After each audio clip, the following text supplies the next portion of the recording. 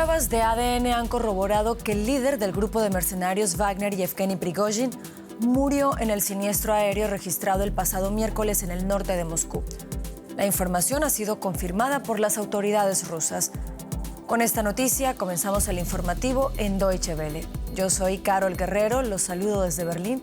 Arrancamos con los titulares de esta jornada. Las causas del siniestro en el que, según las autoridades rusas, perdió la vida el líder de Wagner, Yevgeny Prigozhin, siguen siendo un misterio. Además de la muerte de Prigozhin, se confirmó también la de su mano derecha, Dmitry Utkin. El actual presidente de Zimbabue, Emmerson Mnangagwa, es declarado ganador de unas controvertidas elecciones. La oposición rechaza el resultado y los observadores dicen que no cumplió con los estándares democráticos.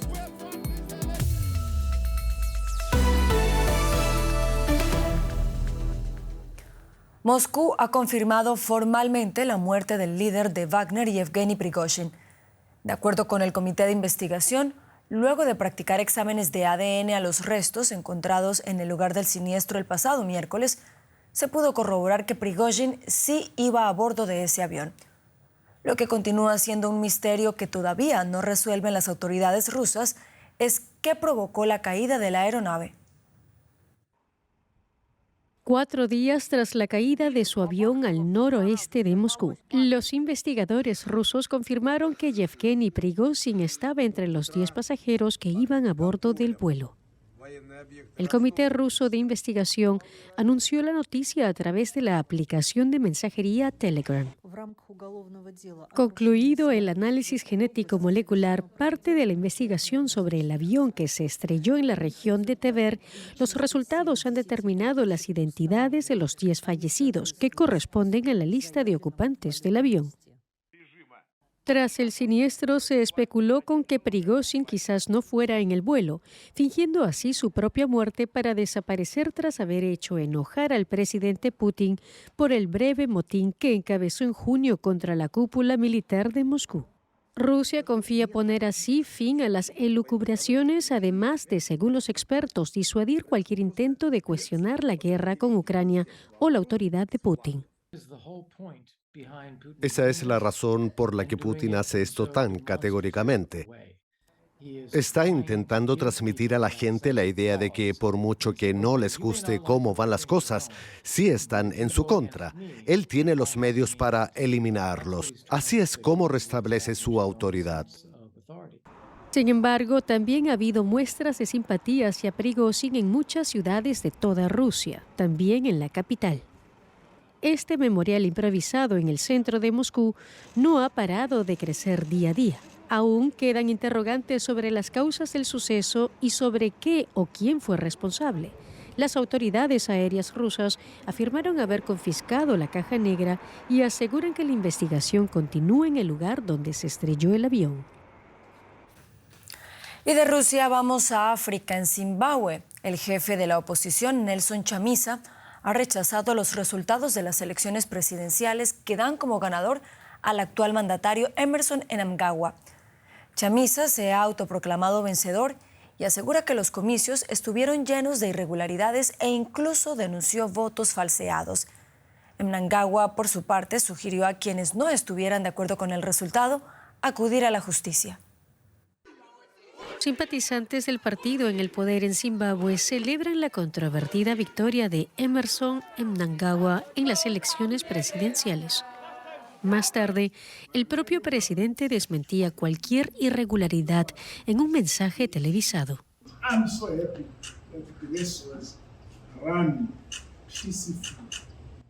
Estoy muy contento de que los comicios se hayan desarrollado de forma pacífica, transparente y justa, a plena luz del día, y me alegra la enorme participación de nuestra gente. Mnangagwa llegó al poder en 2018 tras un golpe militar que depuso al polémico Robert Mugabe, a quien había servido lealmente durante décadas. Su actual victoria prolonga el gobierno del partido liderado por Mugabe desde que Zimbabue se independizó del Reino Unido en 1980. Pero Mnangagwa no ha sido capaz de revertir la crisis económica del país, con altas tasas de inflación y desempleo. El partido del candidato opositor, Nelson Chamisa, no tardó en protestar tras la votación del miércoles y el jueves. Los votantes hicieron colas de 10 horas y todo se retrasó por falta de papeletas. Los comicios tuvieron que prolongarse un día más en algunas zonas. Decenas de observadores electorales de la oposición fueron detenidos mientras intentaban realizar el recuento de votos. La policía confiscó sus equipos y les acusó de intentar revertir el resultado. El jefe de la oposición calificó las elecciones de farsa. Ganamos estas elecciones, lideramos los resultados. Nos sorprende que Mnangagwa haya sido declarado ganador porque no lo es. Los observadores recopilaron irregularidades como la prohibición de mítines de la oposición, intimidación de los votantes y la cobertura sesgada de los medios públicos.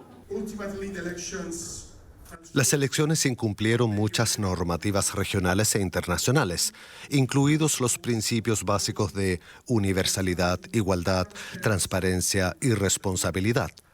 Las elecciones también se vieron obstaculizadas por la falta de independencia y transparencia de la Comisión Electoral de Zimbabue.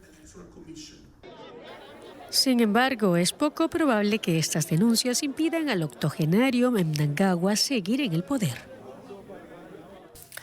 Analizamos ahora estas elecciones celebradas en Zimbabue con el periodista David Soler Crespo. Él es experto en África, fundador del portal Africa Mundi y nos acompaña a esta hora.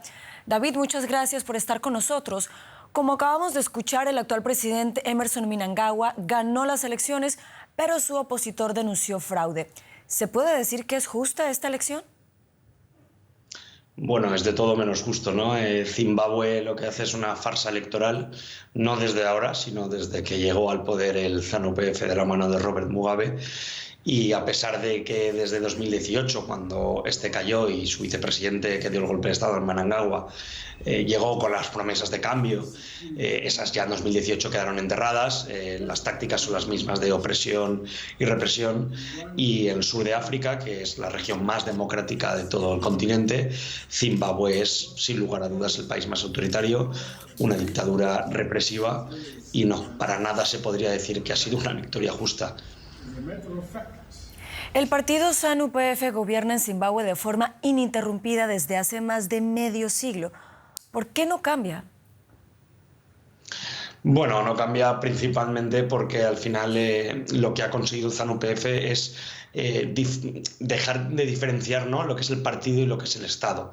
Al final mucha gente vive del Estado y el Estado a su vez se cree que es el partido, entonces es difícil, ¿no?, que mucha gente vote en contra, y los que sí que están en contra se les ha infundido una política de miedo y terror muy grande. Luego, evidentemente, también hay que tener en cuenta que manejan el sector de la seguridad, especialmente el ejército. Por eso Mnangagwa accedió al poder con el beneplácito del ejército y se derrocó a Mugabe, porque este quería poner a su exmujer en lugar de seguir con la línea oficialista. Y es muy difícil que las cosas cambien sin de verdad mayores cambios desde dentro. Se han puesto sanciones desde Occidente, Estados Unidos el que más, pero no han conseguido derrocar una de las autocracias más grandes de África. David, recientemente Rusia ofreció grano a Zimbabue y el país está bajo sanciones de Estados Unidos y de la Unión Europea. ¿Qué tan importante es para el país el apoyo ruso?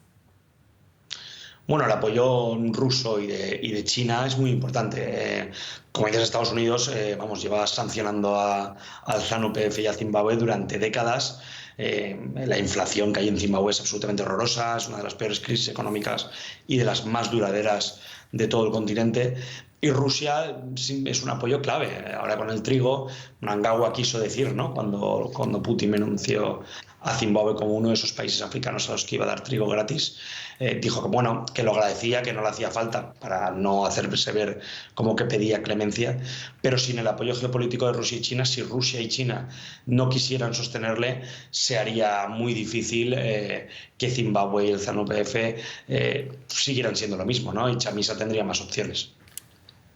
David Soler Crespo, gracias por acompañarnos y aclararnos un poco la situación a propósito de estas elecciones en Zimbabue. Muchas gracias a vosotros.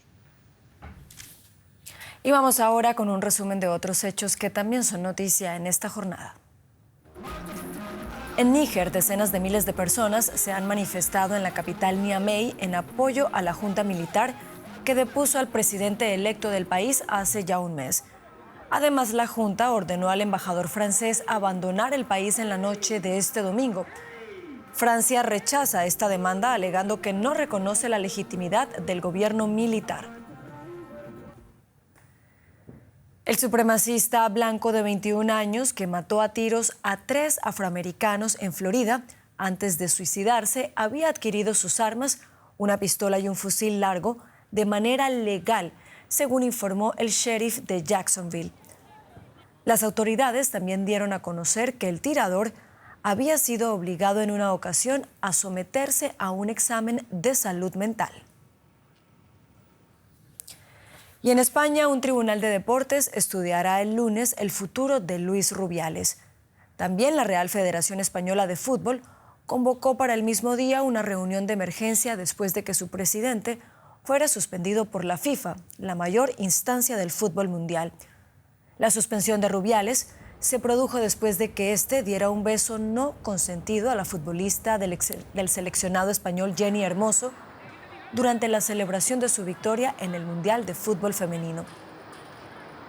Diversas personalidades del fútbol se sumaron a la condena. También la selección femenina de Alemania ha ofrecido a Hermoso su pleno apoyo. En Escocia, cientos de cazadores de monstruos se reunieron con la esperanza de encontrar al legendario monstruo del lago Ness. Es la mayor cacería en más de 50 años. Los voluntarios estaban equipados con tecnología avanzada, con la esperanza de encontrar evidencia de la existencia del monstruo apodado Nessie. Cuenta la leyenda que bajo la superficie de estas turbias aguas en las profundidades acecha un monstruo. Hordas de voluntarios y admiradores de Nessie se reunieron en el lago Ness con la esperanza de divisar a la famosa criatura. No sabemos si existe. Por eso la búsqueda de este fin de semana es tan fascinante e importante. Esta criatura, que ha sido avistada en varias ocasiones desde 1930, podría ser muchísimas cosas. El primer avistamiento, de hecho, tuvo lugar desde este hotel en el que ahora me encuentro.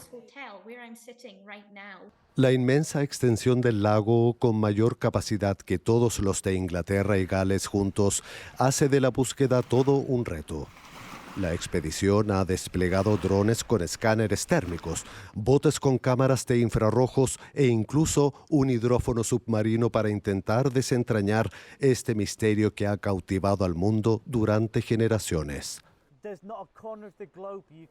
No hay lugar en el mundo donde no se haya escuchado hablar del monstruo del lago Ness. Todo el mundo lo conoce y aún así la cuestión de qué es sigue siendo uno de los mayores misterios. A lo largo de las décadas se han producido más de 1000 supuestos avistamientos. Existe incluso una foto muy famosa que finalmente resultó ser un fraude. Algunas personas han sugerido que el monstruo podría ser un reptil prehistórico marino. La leyenda ha contribuido incluso a la industria turística de la región. He venido de Francia solo para ver el lago, porque desde joven he visto varios documentales sobre el lago Ness y me interesa mucho. La búsqueda no ha revelado gran cosa, pero tampoco ha descartado la existencia de la criatura. Nessie parece ser así un mito que se niega a quedarse obsoleto.